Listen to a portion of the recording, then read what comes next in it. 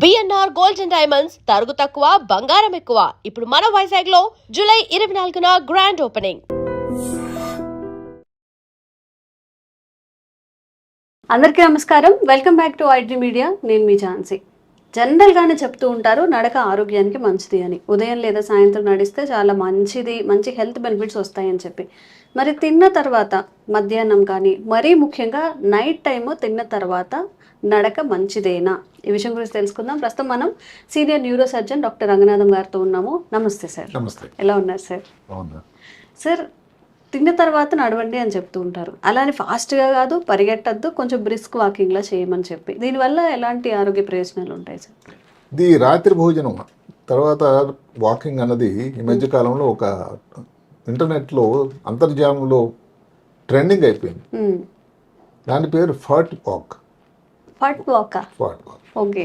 ఫట్ వాక్ అంటే ఏమిటంటే, ఇప్పుడు మాటకు నడుస్తున్నప్పుడు, మనం భోజనం చేసా నడుస్తున్నప్పుడు నోటి నుంచి కానీ కింద నుంచి కానీ ఏదైతే గ్యాస్ పోతుందో దాన్ని ఫట్ అంటారు.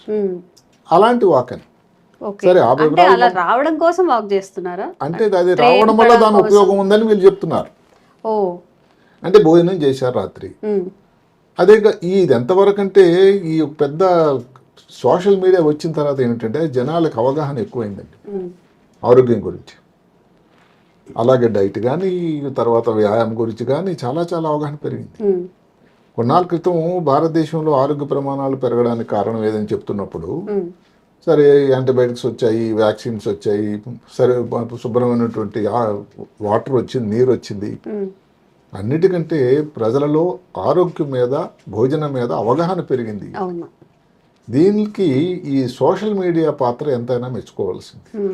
అంటే సోషల్ మీడియా వల్ల కొన్ని ఇబ్బందులు ఉన్నాయి, అవన్నీ పక్కన పెట్టాం. అది సోషల్ మీడియాను ఎవరు ఎలా వినియోగించుకుంటారు అన్నదాన్ని వారి మీద ఆధారపడి.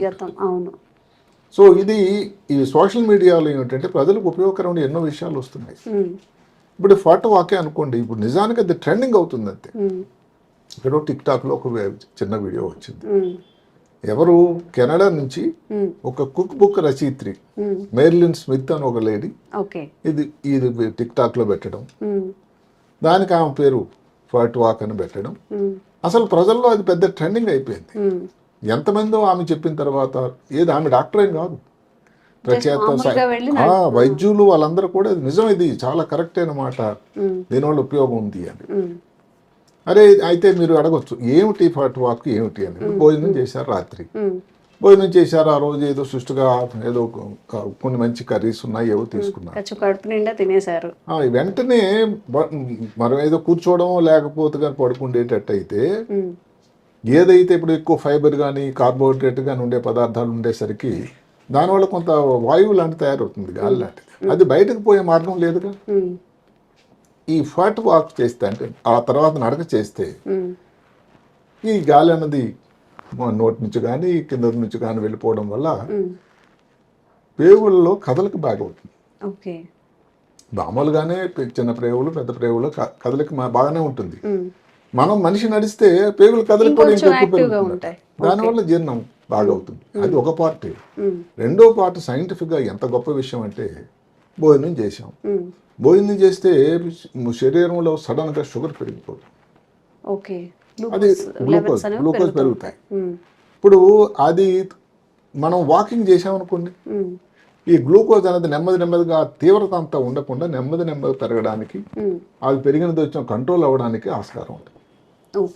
ఇప్పుడు భారతదేశంలో అదే మనకు తెలుసు, దగ్గర 213 మిలియన్లు 2024 గణాంకాల ప్రకారం డయాబెటీస్ వ్యాధితో బాధపడుతూ ఉన్నారు.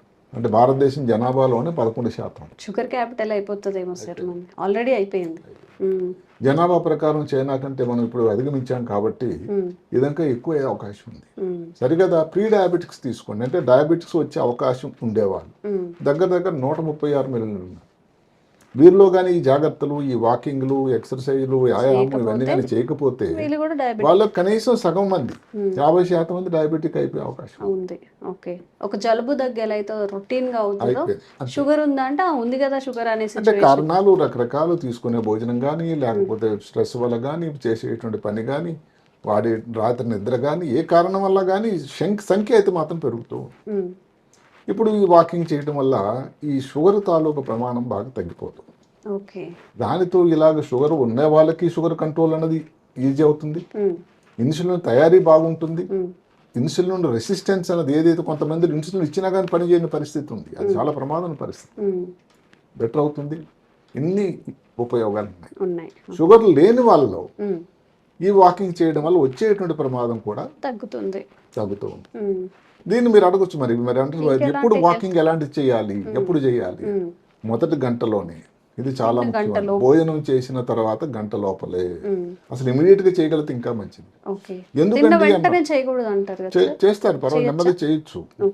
ఇప్పుడు ఎందుకంటే మరి అంత గంట తర్వాత చేస్తే ఏమవుతుంది, కొంచెం నెమ్మదిగా కొంచెంసేపు టీవీ చూసి పిచ్చాపాటి మాట్లాడుకొని వెళ్తే ఇక్కడ చాలా ముఖ్యమైన మాట వచ్చింది. భోజనం చేసిన తర్వాత షుగర్ కొంచెం పెరుగుతుంది, తర్వాత నెమ్మదిగా పొట్ట నుంచి చిన్న పేరులోకి వెళ్ళిపోతుంది. ఆ తర్వాత అది జీర్ణమై పూర్తిగా రక్తంలోకి ప్రవేశించేస్తుంది. రక్తంలో ఒకసారి షుగర్ ప్రవేశించింది అంటే మీరు ఎంత వాకింగ్ చేయండి దాన్ని తగ్గడానికి ఆస్కారం లేదు. అంటే ఇంకా అది హైపర్గ్లైసిమియా అంటారు. షుగర్ తాలూకా ప్రమాణాలు రక్తంలో ఆ టైంలో పెరిగాయి.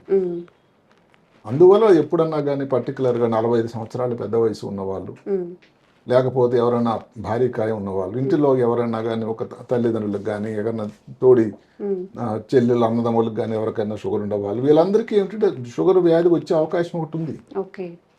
అందువల్ల ఏ రకం వాకింగ్ చేసినా అనేది దానివల్ల ఉపయోగమే. ఇంతకుముందు మనం చేసుకున్నాం, సైలెంట్ వాకింగ్ చెప్పుకున్నాం, 30 నిమిషాల్లో నడవాలని చెప్పాము, ఇది చెప్పాము.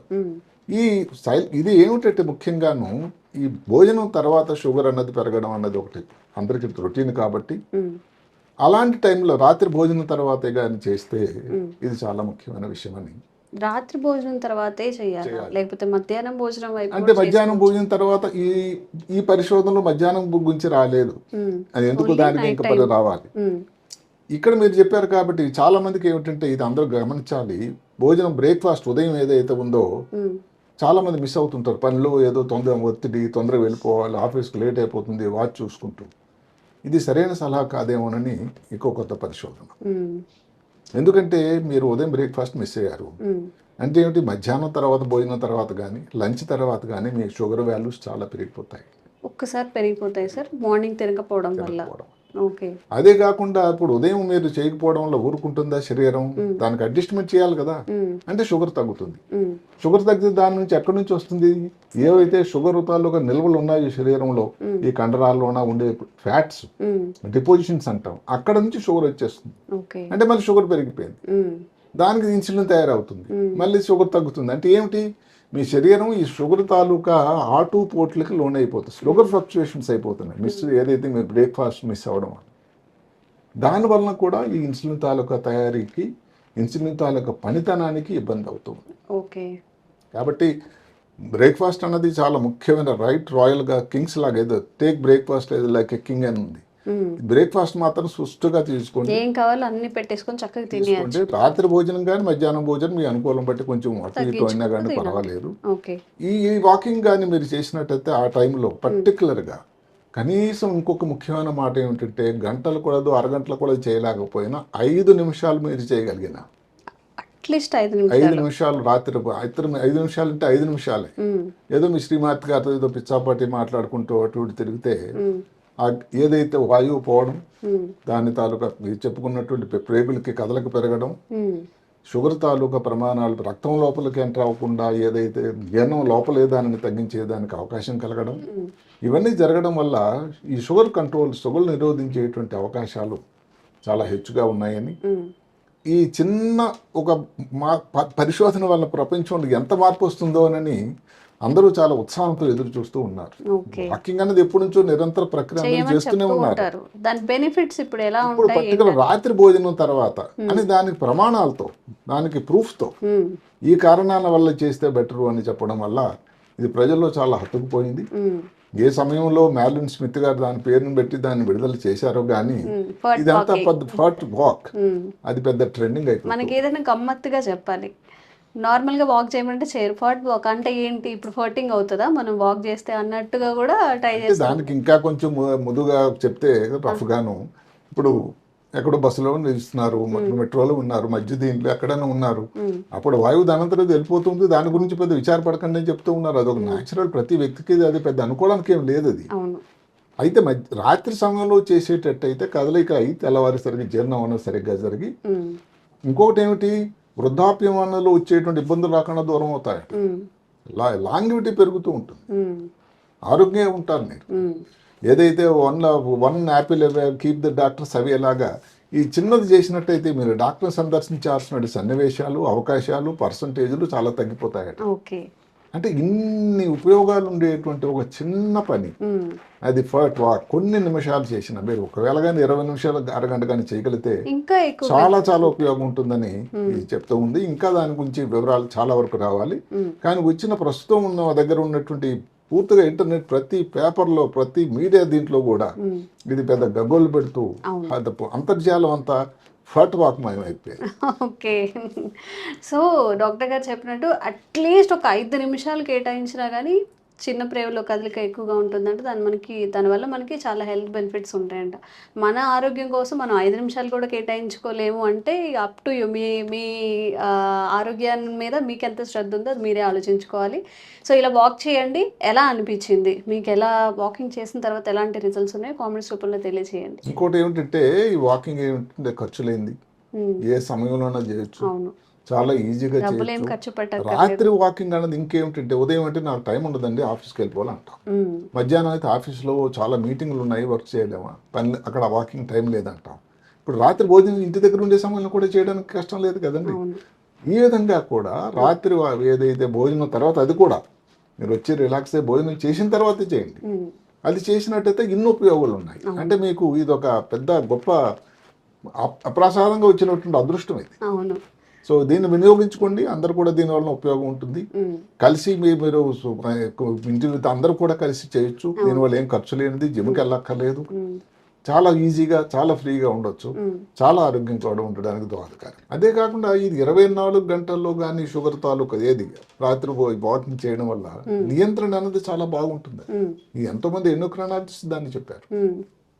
క్యాన్సర్ స్పెషలిస్ట్ ఇంకేం చెప్తున్నారంటే రకరకాల క్యాన్సర్ల నుంచి కూడా ఈ చేయడం వల్ల, ఇవన్నీ రకరకాల కారణాల వల్ల క్యాన్సర్ తాలూకా ప్రమాదం కూడా చాలా తక్కువైపోతుంది. క్యాన్సర్ వచ్చే ఛాన్సెస్ కూడా తగ్గుతాయి. వృద్ధాప్యంలో ఉండేటువంటి ఇబ్బందులు తక్కువ అవడం, ఆరోగ్యంగా ఉండడం, టైప్ 2 డయాబెటీస్ రాకుండా ఉండడం, క్యాన్సర్ నియంత్రణ కూడా, లాంగివిటీ ఏంటంటే ఎక్కువ సంవత్సరాలు హాయిగా జీవించడానికి, ఇన్నిటికీ ఉపయోగకరమైనటువంటి ఈ 2 అడుగులు అటు ఇటు వేస్తే భోజనం తర్వాత అసలు ఎంతో మారిపోతుంది అని.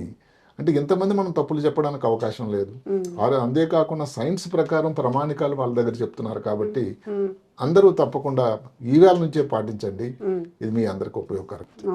Thank you sir. నమస్తే.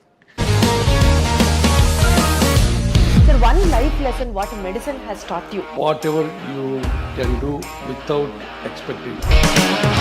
బట్ ఐ రియలీ బిలీవ్ మన పాజిటివ్ యాటిట్యూడ్ ఉంటేనే మనం ఏదైనా సాధించగలం. గట్ని మనం కరెక్ట్గా డీల్ చేసినట్లయితే అది మనకి పాజిటివ్ హార్మోన్స్ని రిలీజ్ చేస్తుంది. షుగర్ వచ్చిన వాళ్ళ పరిస్థితి ఏంటి? పొట్ట దగ్గర పెరిగితే దాన్ని ఆండ్రాయిడ్ అంటారు, ఆండ్రాయిడ్ ఫోన్ కదా. అసలు థాట్స్ ఎందుకు వస్తాయి? బ్రెయిన్ డెడ్ అంటే దానికి ప్రపంచం అంతా కూడా కొన్ని నిర్దిష్టమైనటువంటి లక్షణాలు ఉన్నాయి. మానసికంగా ధైర్యంగా ఉంటే క్యాన్సర్ జయించవచ్చు. You are a doctor for a cause, sir. అంతే. వాళ్ళకు వచ్చిన ఆదాయం కాకుండా ఫ్రీ సర్వీస్ ఎంతమందికో చేస్తుంది.